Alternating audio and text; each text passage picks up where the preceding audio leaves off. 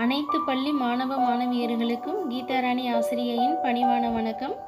11ஆம் வகுப்பு பாடம் 9 விருப்பாட்சர் கோவில் பற்றிய சில குறிப்புகள்.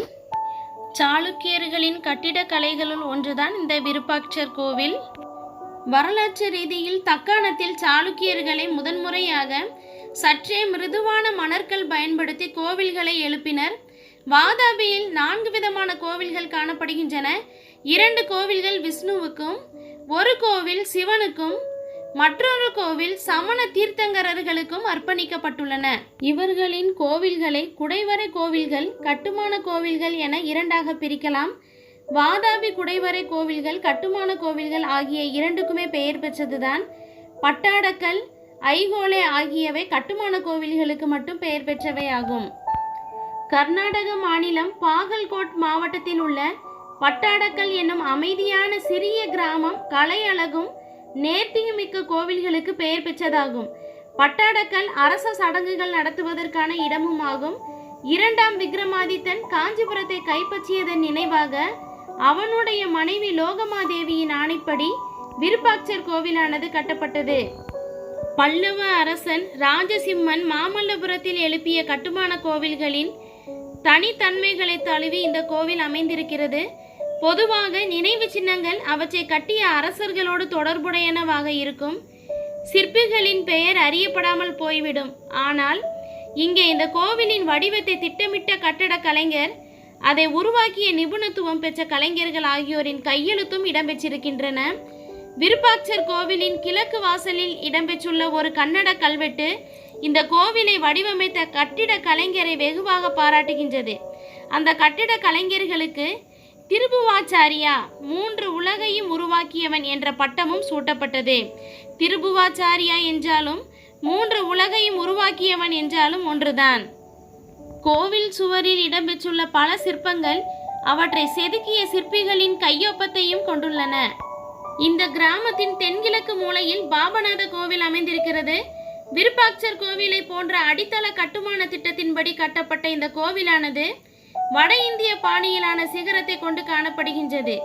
வெளிப்புற சுவர்கள் ராமாயண கதாபாத்திரங்களையும் காட்சிகளையும் சித்தரிக்கும் தொடர் சிற்பங்களால் நேர்த்தியாக அலங்கரிக்கப்பட்டுள்ளன. கோவிலின் கிழக்கு சுவரில் உள்ள ஒரு சிறிய கன்னட கல்வெட்டானது கருவறையை வடிவமைத்தவரின் பெயர் ரேவதி ஓவஜா என குறிப்பிடப்படுகின்றது. பட்டாடக்கல்லில் சாளுக்கியர் 10க்கும் மேற்பட்ட கோவில்களை எழுப்பியிருக்காங்க. இவை சாளுக்கிய கட்டிடக்கலையின் பரிணாம வளர்ச்சியை காட்டுகின்றன. கட்டப்பட்ட பாணியின் அடிப்படையில் இந்த கோவில்களை இந்தோ ஆரியன், திராவிட கட்டிடக்கலை என 2ஆகவும் பிரிக்கலாம். சாளுக்கியர்களின் ஓவியம் என்று பார்த்தால் வாதாபியில் விஷ்ணுவுக்கு அர்ப்பணிக்கப்பட்ட குகை கோவிலில் சில ஓவியங்கள் காணப்படுகின்றன. ஓவிய கலையில் சாளுக்கியர் வாகடகர்களின் பாணியை பின்பற்றி இருக்கின்றனர். அவ்வாறான ஓவியங்களில் பெரும்பாலானவை விஷ்ணுவின் அவதாரங்களை பற்றி குறிப்பிடுகின்றது. சாளுக்கிய ஓவியங்களில் மிக பிரபலமானது அரசன் மங்களேசனால் 597 முதல் 609 கட்டப்பட்ட அரண்மனையில் உள்ளது. அந்த காட்சி நடன நிகழ்ச்சி ஒன்றை அரச குடும்ப உறுப்பினர்களும் மற்றவரும் கண்டுகளிப்பதாய் அமைந்துள்ளது.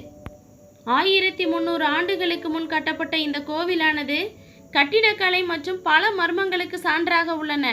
யுனெஸ்கோவால் உலக பாரம்பரிய சின்னம் என்று சான்றளிக்கப்பட்டுள்ளது. கோவிலின் மையத்தில் அமைந்துள்ள மைய மண்டபமானது ரங்க மண்டபம் என்றும் அழைக்கப்படுகின்றது. வாதாபி என்றாலும் பாதாமி என்றாலும் ஒன்றுதான். வாதாபியில் 4 குகைகள் இருக்கின்றன. மங்களேசன் கட்டிய மிகப்பெரிய குகை கோவில் விஷ்ணுவிற்கு அர்ப்பணிக்கப்பட்டிருக்கிறது.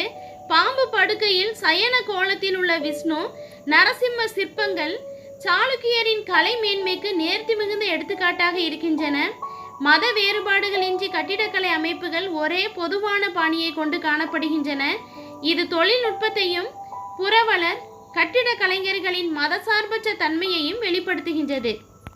விருப்பாட்சர் கோவிலின் கோபுரத்தின் நிழலானது தலைகீழாக விழும் மர்மத்தை பலர் ஆச்சரியத்துடன் பார்த்து செல்கின்றனர். இங்கு கோபுரத்தின் நிழலானது சிறிய அறையில் தலைகீழாக விழுகின்றது. இந்த பாடத்தின் மூலமாக நாம் விருப்பாட்சர் கோவிலை பற்றி அறிந்து கொண்டோம். பாடங்களை எளிமையான முறையில் படிக்க எனது வீடியோவை தொடர்ந்து பாருங்கள். அனைவருக்கும் நன்றி.